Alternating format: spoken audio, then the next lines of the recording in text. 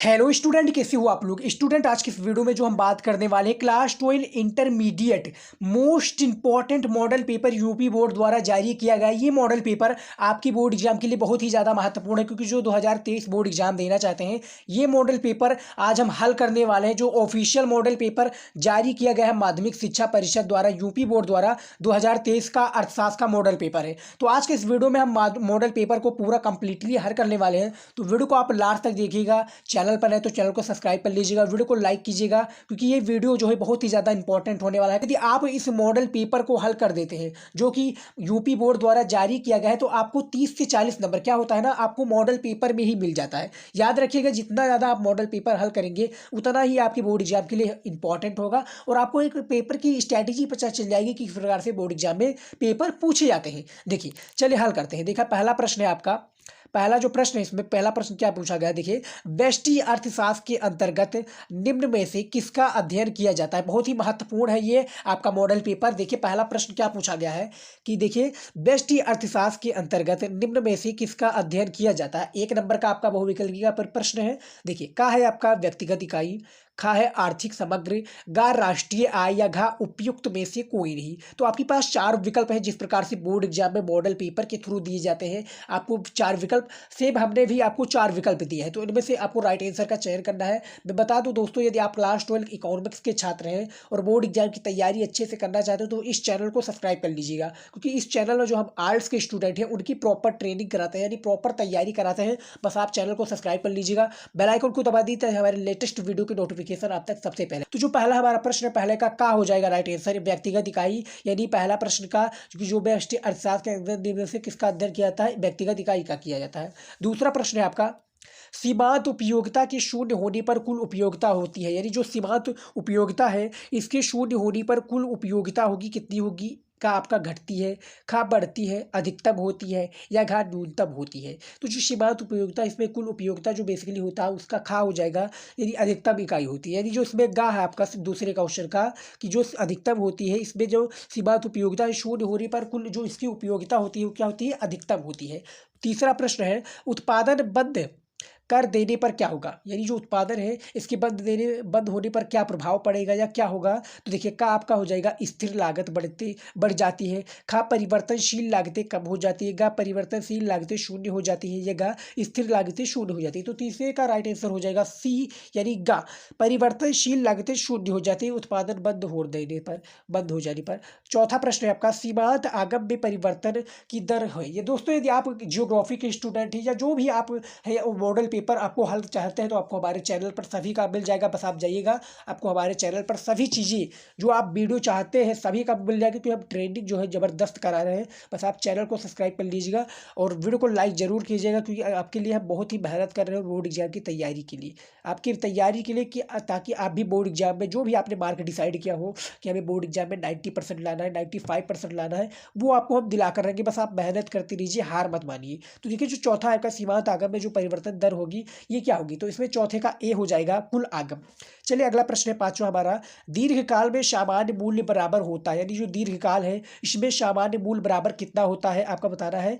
चार विकल्प है आपको। बोर्ड एग्जाम में मैं बता दूं आपको सेम इसी प्रकार से पूछा आएगा, पेपर में कोई चेंजेस नहीं होगा, बस आपका क्वेश्चन चेंज होगा। यानी जो इसमें बताया गया ये मॉडल पेपर है वो पेपर रहेगा जो आपको मेन पेपर देना है। यानी एक ईयर में आपको एक ही पेपर देना होता है, वो मेन पेपर होता है, उसी से आपका मार्क डिसाइड होता है कि आप फेल है या पास है, आपने कितने परसेंट मार्क लाए हैं, कितने परसेंट आपने नहीं लाए हैं।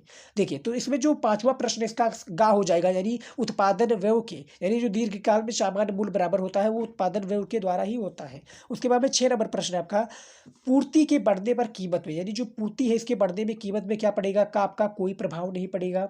खा है कीमत में वृद्धि होगी, गा है कमी होगी, या घा इनमें से कोई नहीं। यदि आपको क्वेश्चन का जो मॉडल पेपर है इसके प्रश्न का उत्तर आप जानते हैं तो कमेंट में हमें जरूर बताइएगा, सभी को कमेंट हम पढ़ते हैं।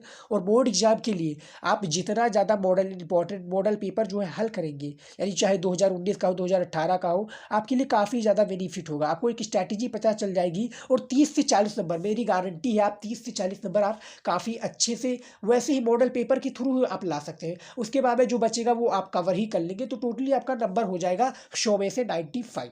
तो देखिए जो 6 है कि पूर्ति के बढ़ने पर कीमत में क्या पड़ेगा, प्रभाव पड़ेगा, या कीमत में कमी होगी, या इनमें से कोई नहीं, या कोई प्रभाव या वृद्धि होगी, ये बताना है। तो जो इसमें 6 प्रश्न है, 6 का खा हो जाएगा, कीमत में वृद्धि होगी। यदि पूर्ति के बढ़ने पर जो कि होगी कीमत में वृद्धि होगी। यदि आपका कोई सामान है उसमें वृद्धि हुई है, मांग ज़्यादा होती है, तो उसमें क्या होता है ना, काफ़ी लोग क्या करते हैं उसमें प्रभाव डाल देते हैं, उसमें क्या करते हैं वृद्धि कर देते हैं, तो कीमत में को क्या होगी, वृद्धि होगी।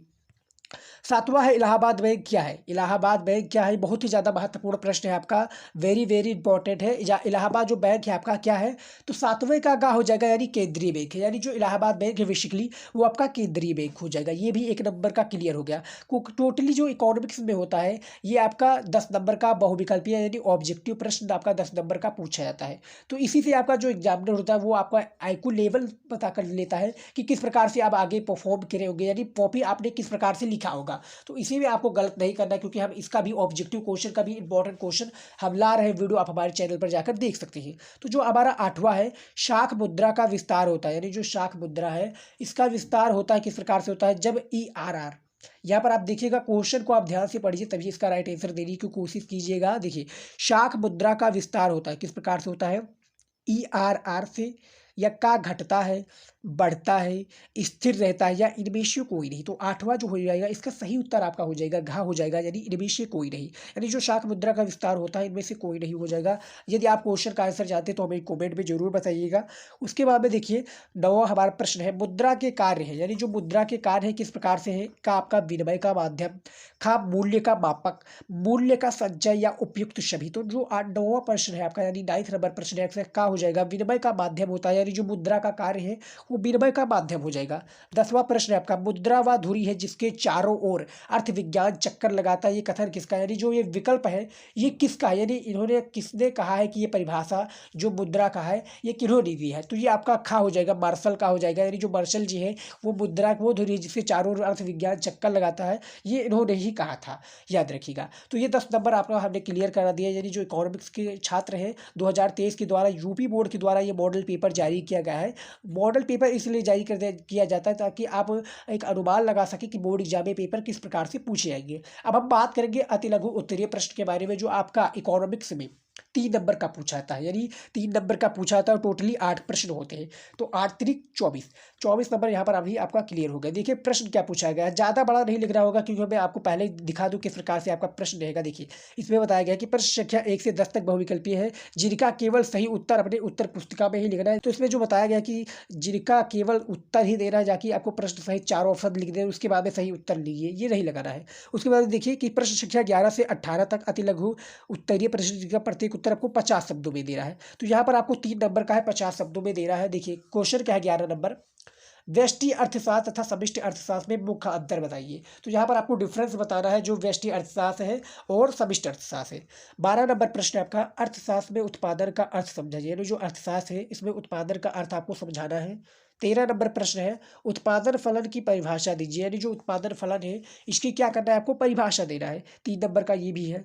14 नंबर प्रश्न आपका, सीमांत लागत से क्या आशय है। यानी जो सीमांत लागत है इससे आशय क्या है। यदि आप कहेंगे इस पर वीडियो बनाने के लिए, यानी जो आपका ये मॉडल पेपर है अति लघु उत्तरीय प्रश्न पर वीडियो बनाने के लिए, तो हम इसका क्वेश्चन भी आंसर लेकर आएंगे। बस आप कमेंट कीजिएगा और वीडियो को ज़्यादा से ज़्यादा शेयर कीजिएगा। उसके बाद में 15 नंबर आपका अति लघु उत्तरीय का प्रश्न है, औसत लागत ब्रैकेट में आपका AC और सीमांत लागत ब्रैकेट में MC ना कि कैसा संबंध है, यानी कैसा संबंध पाया जाता है, ये आपको बताना है। उसके बाद में 16 नंबर है, भू राजस्व या मलगूजारी समझाइए। यानी जो भू राजस्व है या मलगूजारी ये इसको बारे में आपको समझाना है। 3 नंबर का ये भी है। 17 नंबर आपका प्रश्न है, राज्य उत्पाद शुल्क पर टिप्पणी आपको लिखना है। 50 शब्दों में आपको देना है, याद रखिएगा। ज़्यादा आपको लंबे नहीं लिखना, क्योंकि यदि आप ज़्यादा लंबे भी लिख देंगे तभी आपको 3 नंबर दिए जाएंगे। छोटे नहीं लिखना है, ये याद रखना है। 18 जो प्रश्न है आपका, राजस्व व्यय किसे कहते हैं। यानी जो राजस्व व्यय है ये किसको कहते हैं। लघु उत्तरीय प्रश्न क्या है, देखिए लघु उत्तरीय आपका 6 नंबर का पूछा था है, और ये कितने नंबर का होता है, यानी 6 प्रश्न पूछे जाते हैं 6 नंबर का, यानी 6 क्वेश्चन 6 नंबर का, याद रखिएगा। प्रश्न क्या है कि मांग को प्रभावित करने वाले कौन से तत्व है, ये 6 नंबर का आपका हो जाता है। 20 नंबर है, एक फर्म की कुल स्थिर लागत, कुल परिवर्ती लागत तथा कुल लागत क्या है, ये आपको बताना है। 21 नंबर है, क्या होगा यदि बाजार में प्रचलित मूल्य ब्रैकेट में आपका क्या है। देखिए पहला का है, संतुलित कीमत से अधिक संतुलित कीमत से इसके बारे में आपको लिखना होगा थोड़ा थोड़ा। यही सब रहता है, इसमें देख सकते हैं आप किस प्रकार से है। वीडियो को आप पॉज करके भी देख सकते हैं। उसके बाद में अब आप बात करते हैं विस्तृत उत्तरीय प्रश्न के बारे में, जो आपका इकोनॉमिक्स में 10 नंबर का पूछा था। बहुत ज़्यादा इंपॉर्टेंट होता है, और इसका जो शब्द सीमा होता है 250 शब्दों में लिखना है, यानी इसका प्रत्येक उत्तर आपको 250 शब्दों में ही देना है। तो ये 3 प्रश्न पूछे जाते हैं, अथवा लगाकर पूछे जाते हैं, यानी 3 प्रश्न आपका अथवा लगाकर पूछे जाते हैं। चाहे आप आगे वाला कीजिए, मैं आपको एग्जाम्पल के तौर पे दिखा दूं। देखिए 25 नंबर क्वेश्चन है कि उदासीनता वक्र की सहायता से उपभोक्ता के संतुलन की व्याख्या कीजिए, जिसके लिए आपको 10 नंबर दिए जाएंगे। उसके बाद में आप बीच में देख सकते हैं अथवा लगा है। उसके बाद में नीचे क्या दिया है कि उपभोक्ता के बजट सेट से आप क्या समझते हैं, एक उदाहरण दीजिए। यहाँ पर एक उदाहरण दे रहा हूँ। उसके बाद में बजट सेट से आप क्या समझते हैं, जिनके बारे में आपको 250 शब्दों में लिखना है। 5 5 10, यानी 10 नंबर आपको एक उदाहरण का दे देना है, और 5 नंबर आपको एक परिभाषा का दे देना है। तो टोटली आपका कितना नंबर, 10 नंबर प्रश्न क्लियर हो जाता है। तो 3 प्रश्न पूछे जाते हैं 10 नंबर का, 30 नंबर यहाँ पर भी आपको क्लियर हो गया। आई होप ये मॉडल पेपर आपको अच्छा लगा होगा। अच्छा लगा तो वीडियो को लाइक कीजिएगा, शेयर कीजिएगा। ऐसे ही मॉडल पेपर आपके लिए लाते रहेंगे हल करके, यानी सॉल्यूशन के साथ में लेकर आएंगे। आप चाहे जियोग्राफी के स्टूडेंट है, हिंदी के स्टूडेंट है, पॉलिटिकल साइंस के स्टूडेंट है, इतिहास के स्टूडेंट है, या गृह विज्ञान के स्टूडेंट है, हम सभी का वीडियो लाएंगे। ये वीडियो यहीं तक था। आई होप कि वीडियो आपको पसंद आए। वीडियो पसंद है तो वीडियो को लाइक कीजिएगा। मिलते हैं नेक्स्ट वीडियो में नए टॉपिक के साथ। तब तक गुड बाय, जय हिंद। पढ़ते रहिए और बोर्ड एग्जाम की अच्छे से तैयारी करते रहिए।